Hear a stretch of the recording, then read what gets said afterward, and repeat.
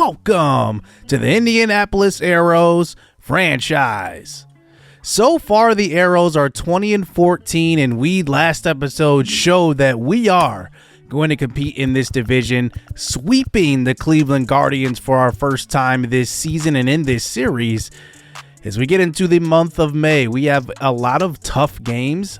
The Twins are always a tough outing. We already know that the Oklahoma City Wranglers are our rivals. Then we end the month with the Yankees and then the Guardians again. So we're going to have a very, battle-tested team going through this month. Now, looking at our team rankings, we actually are still top 20 in average, actually not top, but 24th in home runs. So we have improved there, but I guess we're not really in the top 20 where we kind of want to be there. Then as far as runs scored, I wanted to be in the top 15, and we are there, which is very, very good because I think that one thing we're lacking is more slugging. Like, we are not hitting for extra base hits necessarily, but we are scoring a decent amount of runs. And then we're second in ERA, which is very, very interesting. So we get today our first look at the college prospects here in this draft. And one thing that I do want to do is I always want to draft for best player available. The number one player ranked in the MLB prospect list is Enrique Villalobos. He is a closing pitcher or a relief pitcher out of the University of Miami. He is special. There is no doubt about that. Is he going to be drafted number one? No, probably not, because obviously closing pitchers should not go number one. But if he falls to our pick, we do have an interesting decision to make, because do we get an elite level closer or go for one of the other guys? Now, he is 21 years old, a 4-year junior. He has excellent strikeouts per nine. That is probably his best attribute. I'm not so sure we would select him there because there are other guys on the board who I really, really like. Let's talk about his former teammate in Boyce Ferreira. Now, Boyce Ferreira is the best hitter in this entire draft by far. He's only 5'7". I say he's 5'8" with cleats on. But he has an interesting story. He took an NIL deal to play for the University of Miami. Then after 1 year, his parents actually tragically died in a car crash. So he had to go back home, and now he's playing for a junior college back in his home country. But we did see him play as a freshman at University of Miami, and this kid could rake all over the field. He's got excellent tools too. I'm not sure he's going to be such a great fielder, but he actually can run pretty well. He's going to actually have pretty elite base running skills, so that could probably help out his fielding quite a bit. And he's a lefty, so this could be like our one big drafty that we could get that could possibly be a big bat. I'm talking superstar bat. The number 4 guy on the board is Juan Castro. Now, we have picked number 11 in this draft, so these guys are going to definitely have to fall. But Juan Castro is right now touted as the best college starter in college baseball. I'm not so high on him. Even though our scouts have him ranked at number 4, I'm not that high on him, but he does have excellent ratings across the board. He's going to be anywhere from 76 and 95 potential, and his overall could be anywhere up to 76, but we barely have him scouted right now. But I do want to talk about the guy I'm most high on, and that's Justin Monroe out of Ohio State.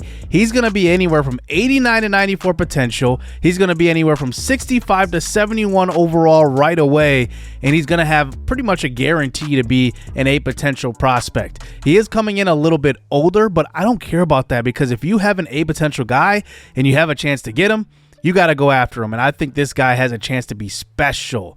I don't think he's going to be necessarily an ace, like a shutdown ace, but I think he's going to be an awesome number 2. My player comparison to him is actually Jose Urquidy, who we just signed in the offseason. If we can get another Jose Urquidy, we're talking really, really good value there at the top of the draft. I misspoke. We actually have picked number 9 in the first round, not 11. And we have pick number 35, which is the compensatory round A. So we have 2 picks in the top 35. Now, as we go down this list, there are actually a good mix in this draft. Last draft, it was a lot of 18-year-olds. This time, we have actually some college prospects. Dave McDonald is the guy I want to scout further. I have not sent my scouts out to see him yet, but we will do that. Now, he's ranked around our number 35 pick, so if he ends up being there, he could be the selection if we unlock more ratings and see that he is worth it.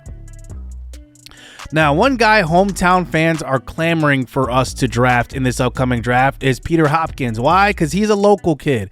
He is excellent defensively. He probably has the strongest arm as a middle infielder in this entire draft class. Like, he's that good defensively. The issue is his bat. Is it ever going to come around to being a above average MLB player? I'm not sure. I think he is going to be an MLB player one day. That's no question, but I need to see some more from his bat. Now, he can hit the ball decently. It's not great, though. Like, he's got to have a better approach. He's got to make better contact. That's the thing. Defensively, no issues at all. I mean, he will shut it down. He will probably win multiple gold gloves at short, but he could be available for our second, maybe even third pick in this draft. So he is a guy that I'm not looking for in the first round. But if he's around at our second pick, we definitely have to give him a serious look. So that will conclude, the top college prospects, and we will start to reveal some 18-year-olds in the next coming episodes as we approach the draft here. But this year we're focusing more on the season because of the success we are having so far. One guy that has had up and downs here in this series is definitely Pat Washington. He is an older player now at age 31. Obviously, he started out this series as 28, and he has been hitting the ball extremely well. And I just need to strike when the iron's hot. So I'm going to move Benitez down and move Pat Washington up, and we're going to play him in a game right away. Let's just see if he just continues to hit the ball well at the MLB level. Maybe it may be taking him a little bit longer to adjust to MLB pitching, but we'll have to see as we face the Minnesota Twins. Here we are at home here versus the 16-18 Twins as we hop straight into gameplay here, and he's hitting in the 6th spot today.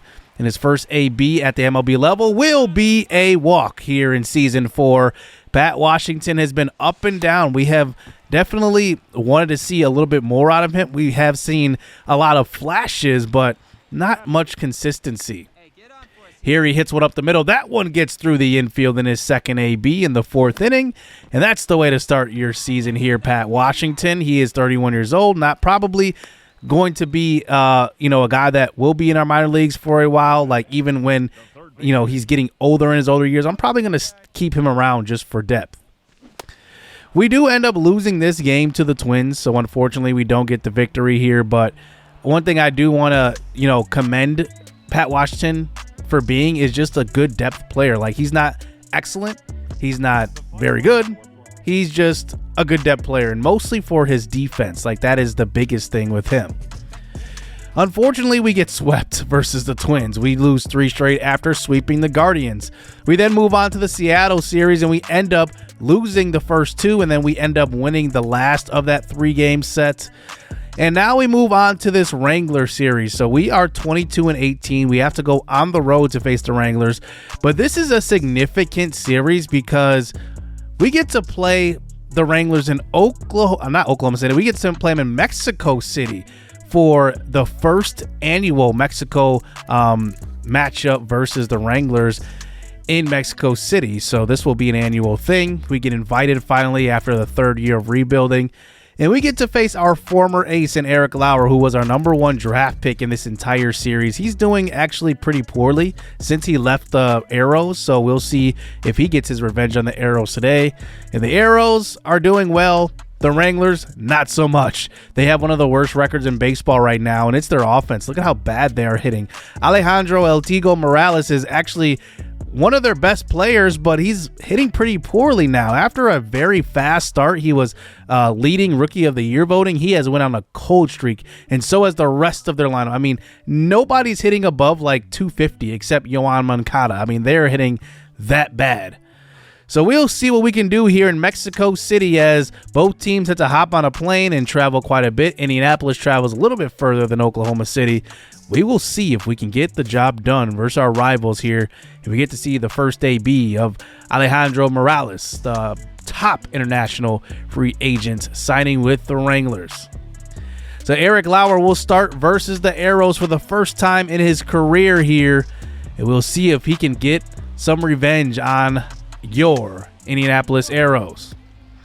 Here is Keith Rice leading off this game, and he has definitely dipped down a little bit. He's only hitting 225. Pat Washington moves up to the 2 spot, actually, hitting 273. I want to see what he can do at the top of the lineup. Maybe we can catch a little fire here. I don't expect him to be a full-time starter, but I do want him to get some ABs. Here he hits one to center field, and that one will be run down as that brings up Salvador Perez hitting in the 3 spot versus lefties, and he watches that one, and that's strike 3. So we put Jose Urquidy on the mound, who is pitching great this year. 5-2 record through 8 starts, below a 2 ERA, and you couldn't ask for better. Matt Verling, the center fielder, leads off this game, and he hits one sky high right in front of the pitcher. That one was right down the middle. He barely missed that one. That one should have been a mistake pitch. Riley Green comes to the plate now, and he watches that one for ball 4. He's only hitting 190 on the year. Alejandro El Tigo Morales, playing in front of his home country, will strike out in his first AB returning to Mexico City.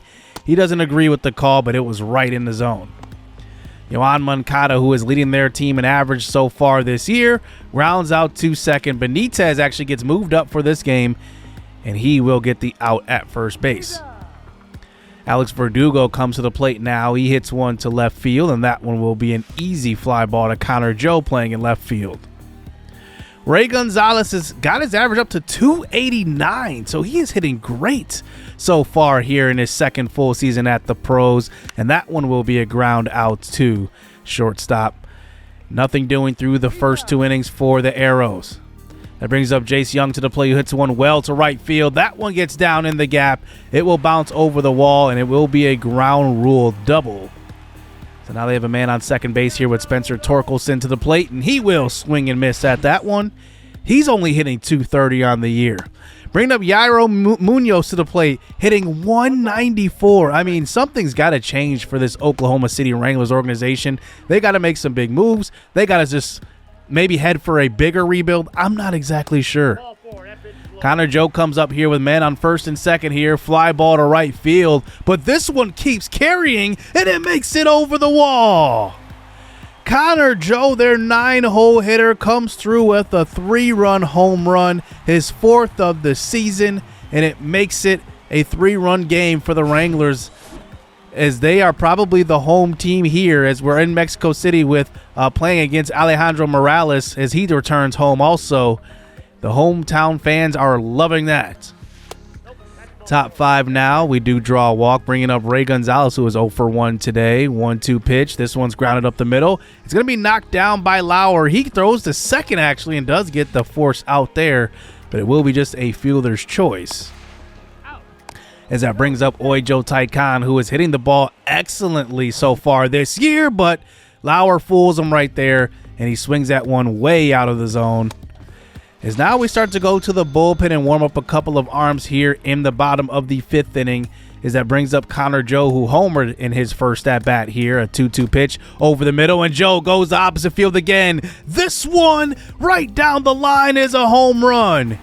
He goes to the shortest part of the park and hits it 330, and it sneaks over the right field wall. His 2nd of the day. Connor Joe is tearing up Jose Urquidy, and it looked like he just missed his spot. That one was right down the middle of the plate, and it's 4-0. Alejandro Morales at the plate. He hits one to left field, and he will be 0 for 3 in his first 3 at-bats, returning to Mexico. And we're down by 4 now. Top 6. Believe it or not, we have not registered a hit just yet. That's going to be a fly ball to right center field, and Steven Benitez will fly out.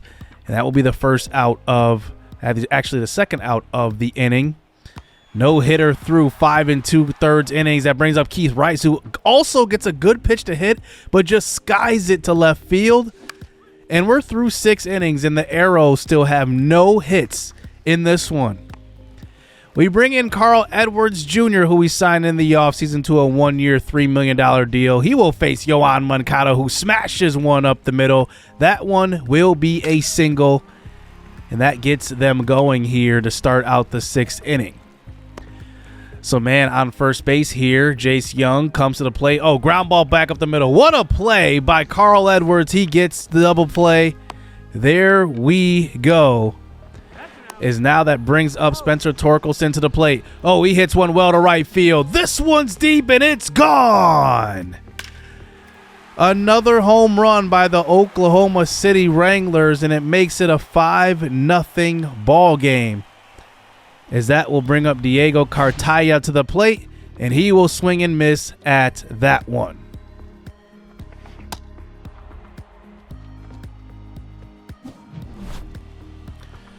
So Pat Washington back to the plate now in the top of the 7th inning. He gets a low pitch in the zone, and that one's hit up the middle for the first hit of the game. It comes in the 7th inning.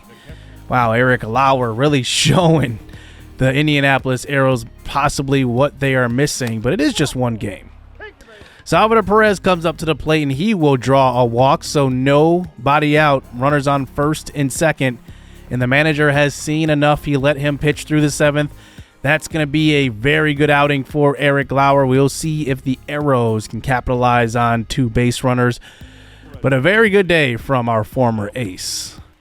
Ronnie Garcia to the plate now. He won Minor League Pitcher of the Year in season number 1 for the Wranglers.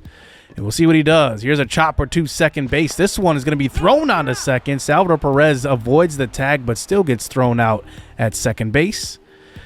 As now we have runners on the corners again. This is going to bring up Alex Verdugo, who hits one to second. That one will be 2. A double play here for the Wranglers, and it is 5-0. They are in complete control. Riley Green comes to the plate now, and he turns on one. That's a no-doubter gone. It's 6-0 Wranglers. We haven't seen this type of whooping from the Wranglers at all in this series. I think we've kind of had their number. Victor Gonzalez comes in to pitch right after Carl Edwards. We'll see if he can get it done here. Alejandro Morales to the plate. Oh, he crushes one to left center. That's gone. El Latigo hits one deep to left center field, and that will be a big home run as he returns home and he goes deep. 1 for 4 for him in today's game, but he shows why he was the top international prospect with that swing, as that moves us on to the top of the 8th inning. Now down 7-0. Oijo Taikan rocks one to right center. That's going to be gone. He put a jolt into that pitch, but we're going to need a lot more than 2. We cut the lead down to just 5, but with 2 more innings to go, Oijo Taikan puts us on the board, 4-18 to right center field. As we move on to the top of the 9th inning, here's Salvador Perez to the plate, and he hits one deep to left field. He's got amazing power versus right-handers and left-handers. That's a no-doubter. It brings us within 4, but we're going to need a lot more than just a solo jack. But that went 428. That was crushed to left field. Alex Verdugo comes up with 2 outs, and that one's going to be a swing and a miss, sinker down in the zone, and it's going to be the ball game here for the Wranglers. They get the 7-3 victory here in Mexico City, a big-time victory in front of, like I said, probably their home crowd. They got 10 hits to our 3. I mean, that was the big difference in this one. Jose Urquidy didn't pitch too bad, but he did give up 4 earned runs. I think that if we would have had more offense, maybe Oklahoma City wouldn't have matched us as great, but it ended up cutting out that way. Eric Lauer with an excellent game versus his former team. This one hurt because I really wanted to get back at Eric Lauer, not because, we had bad blood, but you obviously want to beat your former players. It's just kind of how it goes. So we move on here in the month of May. We end up winning the next game 3-0 and then end up beating them in the third game. So we win 6-5 there in game 3 of that 3-game set. We then play the Nationals, who have been seeming to be rebuilding this entire series so far. And they are about 8 games under 500. Salvador Perez actually gets hurt there at the end of this week. And we end up going on a 4-game win streak here, winning both games 9-2 and 8-1 respectively. And I want to hop into this third game, but mostly not to check on this series, but to check on a player that's going to be taking the spot of Salvador Perez in the next 2 weeks. It's Jim Hall. We did not move him down to AAA. That was the plan when the season started, but he's just been the backup to Perez because he's been actually hitting really well. He's hitting 328 to start this season, 323. as he gets one low in the zone, and that one's hit to center field. This is what Jim Hall does. Like, he just gets base hits, and I'm not expecting him to be a big bat, but if you could just hit for high average, that's very, very valuable behind the plates. Top two now. Jack Leiter comes to this plate now, and he hits one hard to second base. This one's going to be fielded and thrown on to second for the double play, but it will not be in time to throw on to first. Jack Leiter with decent speed will make it safely. Now 2-1. Here is Keith Rice, who hits one hard up the middle. That one gets all the way to right center field. Jack Leiter makes it to third, and now it is 2-2 off of the double of the bat of Keith Rice, who's playing in his first full season at the majors, as that brings up Ian Happ, who swings and misses. But we tied this ball game up at 2 apiece after the second inning.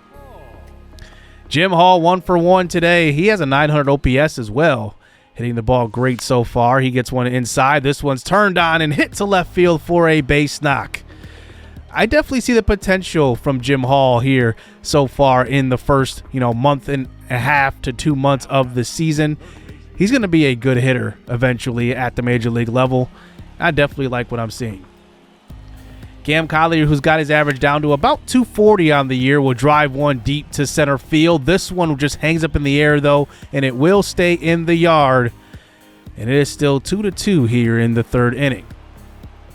We fast forward on to the top of the eighth inning. Here is Jim Hall again at the plate. He hits one hard up the middle. That one's going to be snagged. He ends his day going 2 for 4 after that line out to second base.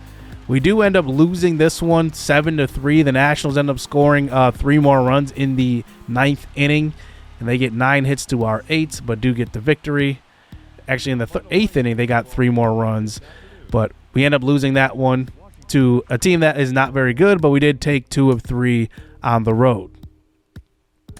We then return home to play the Oklahoma City Wranglers, and once again, we beat them 2 out of 3. So we are 4-2 versus our rivals here so far this season. And now we get to the end of the month here, the last week of the season.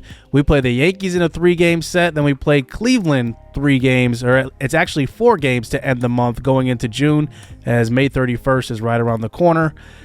And we do get into a situation here. Bryce Williamson, bottom 10, is on the mound here versus New York. Rafael Ortega at the plate, man on second base.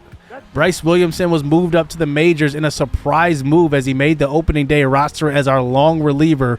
We'll see if he can get out of this jam as he faces Ortega. 1-2 pitch, low in the strike zone. That one's going to be fouled off as he gets another opportunity here. A 1-2 pitch now. Williamson leaves it over the middle of the plate. That's going to be a single to left, and it's going to be good enough to score the run from second base, and the Yankees will walk it off here in Game 1 of this 3-game set. That's a big victory here in the AL as well, because remember, we are not only competing for the division, but the wild card spots are open for grabs as well. And we unfortunately get the loss here in this one. Luis Torrens actually gets player of the game 1 for 3. And we get the loss, but we got to keep trucking here as we get through this tough part of our schedule. But here in game number 2, we are going the distance with Jordan Montgomery. He's in the 8th inning here, and he's in pretty good shape. Here's a chopper to third. Brandon Crawford will come up throwing, who got the start at third base today. And that one will be an out at first base.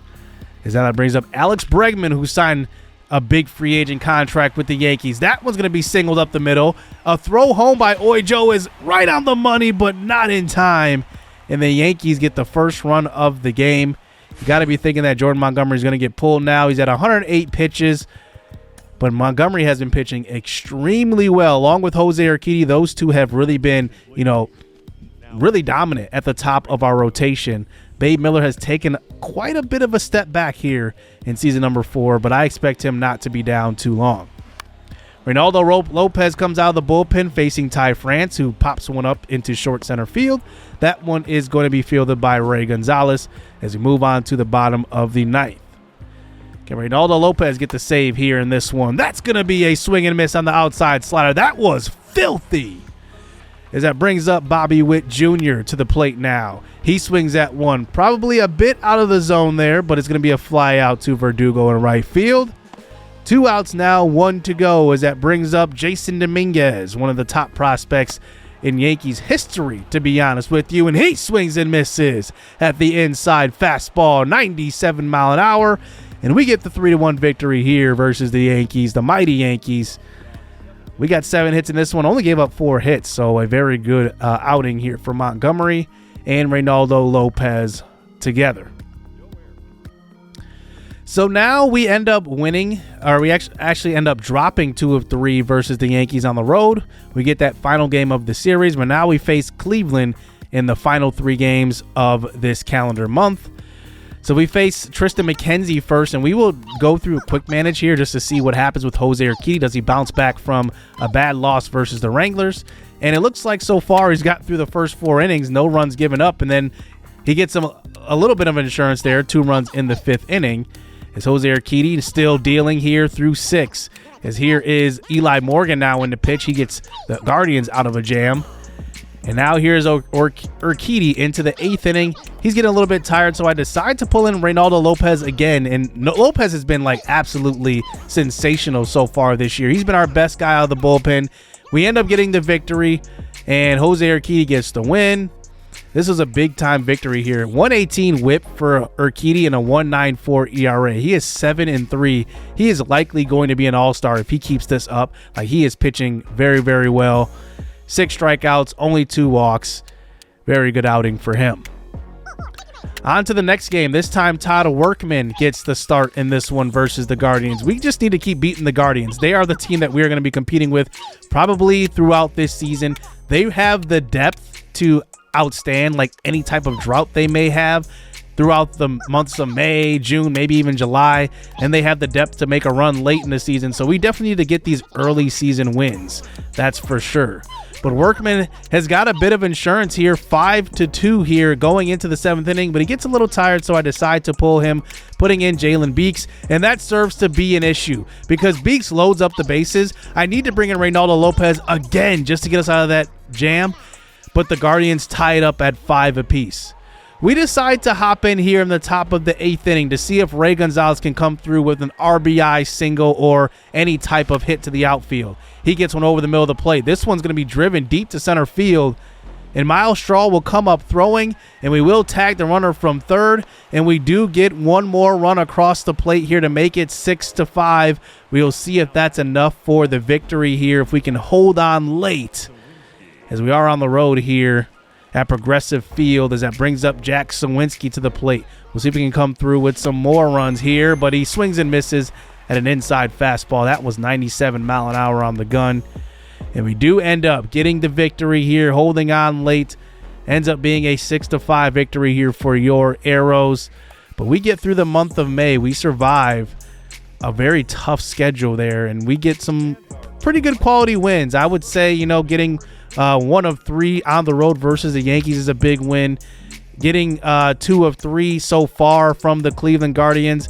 Then we start out the month of June, essentially, at May 31st, to be exact, playing the Guardians one more time. And then we get through the month of June here. We face the Rays, the Diamondbacks, the Oakland Athletics. So the first, probably 1.5 weeks is kind of like a easier stretch of games. Then we play in the middle of our schedule. We play the Dodgers, Rangers, Cardinals, White Sox, and then we end the month versus the Mets. So we have a very, very tough stretch right there. So that's what it's going to take. I mean, we're going to have to get through these tough strings of games in order to compete here in Season 4. And I think right now we're sitting pretty good. We're at 33-25. We're 8 games over 500. We are 16-11 at home, which is a big deal because last year we had a home losing record. In a way, we did much better. We are 17-14 on the road. And we're still number 2 in the MLB and ERA. This is incredible. But number 1 is the Guardians. So, I mean, it couldn't get any more tough than that. I mean, the team that we need to be pitched better than, they're pitching slightly better than us. We are still top 20 in batting average, but we have dipped down to 19. I'm hoping that maybe one of our veteran players can come around and, start to boost the offense a little bit. Even though we put some high offensive output games out there, we don't do it consistently enough, so we'll have to see if that can hold up. So hit subscribe, hit that like button. Hope you guys enjoyed this episode. Stay tuned.